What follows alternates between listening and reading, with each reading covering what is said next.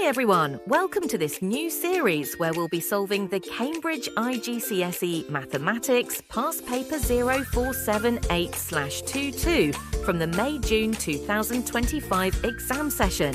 Let's get started. Question number 10. The diagram shows a sector of a circle with centre O. The length of the arc is n pi centimetres. We are asked to find the value of n. In this question, we are given with the following information. The radius of the circle is 18 centimetres. The angle of the arc is 45 degrees.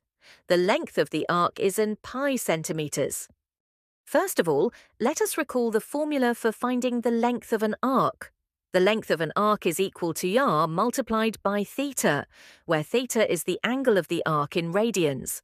Since the angle is given in degrees, our first step is to convert it into radians. The formula to convert degrees into radians is radians equals degrees divided by 180 and multiplied by pi. Substituting the values, we get radians equals 45 divided by 180 and multiplied by pi. Simplifying this, we get radians equals 1 divided by 4 multiplied by pi, which is equal to pi divided by 4. Now, let us substitute this value into the arc length formula. We know that the length of the arc is n pi, the radius is 18, and the angle in radians is pi divided by 4.